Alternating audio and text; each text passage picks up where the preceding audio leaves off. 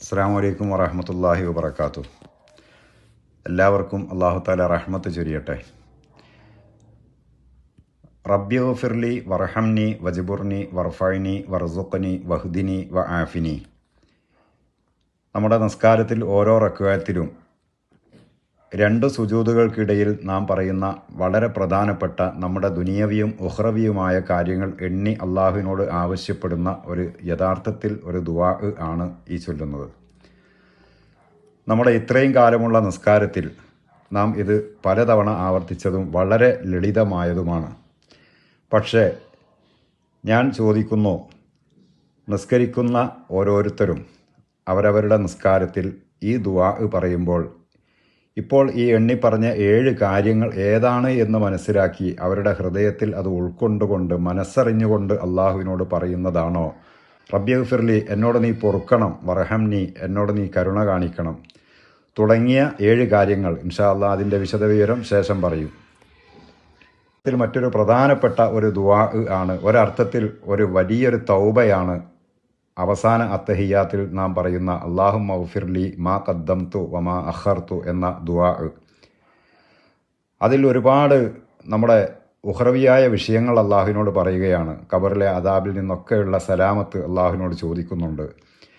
അർത്ഥം ഗ്രഹിച്ചുകൊണ്ട് മനസ്സറിഞ്ഞുകൊണ്ട് നിസ്കാരത്തിൻ്റെ അകത്തുള്ള അഥവാ അല്ലാഹു തആല അള്ളാഹുവിനോടുള്ള മുനാജാത്ത് ആകുന്ന നിസ്കാരം, ആ നിസ്കാരത്തിൽ നമ്മുടെ കാര്യങ്ങൾ തന്നെ അള്ളാഹുവിനോട് പറയാൻ നമുക്ക് നൽകിയ അവസരം, അത് നാം നമ്മുടെ ഹൃദയം അറിഞ്ഞുകൊണ്ട് അള്ളാഹുവിനോട് ആവശ്യപ്പെടുന്നുണ്ടോ എന്ന് നിസ്കരിക്കുന്ന ഓരോരുത്തരും ചിന്തിക്കേണ്ടതുണ്ട്.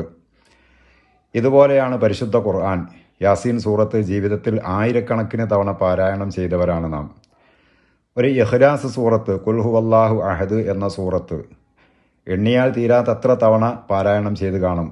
പക്ഷേ നിങ്ങളോടൊരാൾ ചോദിച്ചാൽ, നിങ്ങൾ തന്നെ നിങ്ങളുടെ മനസാക്ഷിയോട് ചോദിച്ചാൽ, ഒരു ഇഖ്ലാസ് സൂറത്തിൻ്റെ അർത്ഥം ഇത്രയും വയസ്സിൻ്റെ ഇടയിൽ നിങ്ങൾ ഉൾക്കൊണ്ടിട്ടുണ്ടോ, പഠിച്ചിട്ടുണ്ടോ, മനസ്സിലാക്കിയിട്ടുണ്ടോ? അത് ഓർത്തുകൊണ്ട് അർത്ഥം ഗ്രഹിച്ചുകൊണ്ട് ഒരു ഇഖ്ലാസ് സൂറത്ത് ഓതാൻ നിങ്ങൾ പഠിച്ചിട്ടുണ്ടോ?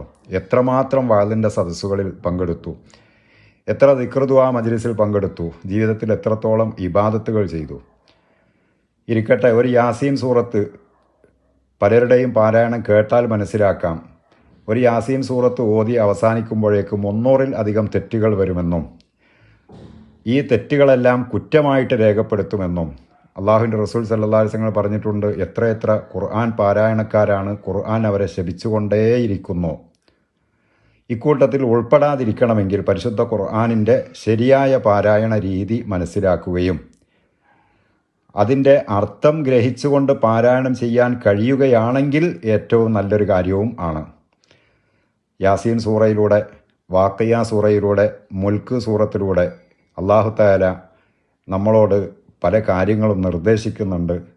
പല സന്തോഷ വാർത്തകളുമുണ്ട്, പല താക്കീതുകളുമുണ്ട്. സ്വർഗത്തെക്കുറിച്ചും നരകത്തെക്കുറിച്ചും നമ്മുടെ ഹൃദയത്തിന് ചലനം തട്ടുന്ന രൂപത്തിലുള്ള അർത്ഥങ്ങൾ അതിൽ ഉൾക്കൊണ്ടിട്ടുണ്ട്.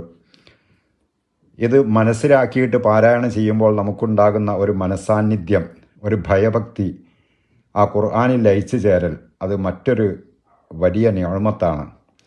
ഞാനിവിടെ പറയുന്നത് നിസ്കാരമായിരുന്നാലും ഖുർആൻ പാരായണമായിരുന്നാലും ഇനി ഒരു ദിക്ർ ചൊല്ലുകയാവട്ടെ. ഉദാഹരണം പറഞ്ഞാൽ ലാ ഹൗല വലാ ഖുവത ഇല്ലാ ബില്ലാഹിൽ അലിയിൽ അലീം എന്ന് പറയുന്നു. എന്താണ് അതിൻ്റെ അർത്ഥം? ഹസ്ബി അല്ലാഹു ലാ ഇലാഹ ഇല്ലാഹുവ അലൈഹി തവക്കൽതു വഹുവ റബ്ബുൽ അർഷിൽ അലീം. ഒരു വലിയ തവക്കുൽ ചെയ്യുന്ന പരിശുദ്ധ ഖുർആനിലുള്ള ഒരു ആയത്താണ് ഇത്. നമ്മിൽ പലരും പാരായണം ചെയ്യുന്നതാണ്, ചൊല്ലേണ്ടതാണ്. 7 തവണ ചൊല്ലിയാൽ വലിയ പ്രതിഫലം പറഞ്ഞിട്ടുണ്ട്.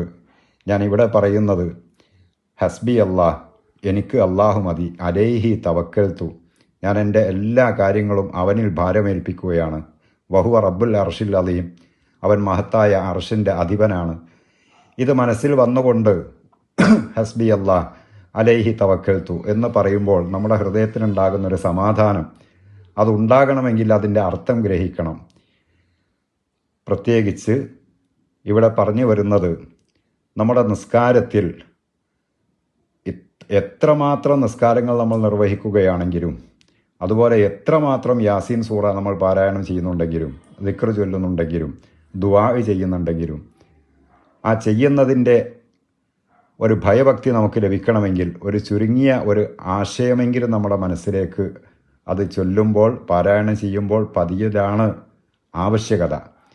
ഇത് മനസ്സിലാക്കിയിട്ട് അറിയാൻ ആഗ്രഹിക്കുന്നവർക്ക്, പഠിക്കാൻ താല്പര്യമുള്ളവർക്ക് വേണ്ടി ഇൻഷാ അല്ലാഹ് ഈ പരിശുദ്ധ റമദാൻ മാസത്തിൽ ഓരോ ദിവസവും അദ്കാർ ബുക്സ് ഒരു യൂട്യൂബ് ചാനലിലൂടെ 10 മിനിറ്റ് സമയം നിസ്കാരത്തെ സംബന്ധിച്ചും ഖുർആൻ പാരായണം, ഖുർആൻ യാസീൻ, വാഖിഅ, തബാറക്ക, ചെറിയ ഏതാനും സൂറത്തുകൾ എന്നിവയും സാധാരണ പതിവായി ചൊല്ലിക്കൊണ്ടിരിക്കുന്ന ചില അദ്കാറുകളുടെയും അർത്ഥം, അതിൻ്റെ വ്യാഖ്യാനം, അതിൽ അടങ്ങിയ പൊരുളുകളെല്ലാം പഠനാർഹമായ രൂപത്തിൽ ഒരു പഠന ക്ലാസ് രൂപത്തിൽ ഇൻഷാ അല്ലാഹ് അവതരിപ്പിക്കുന്നുണ്ട്.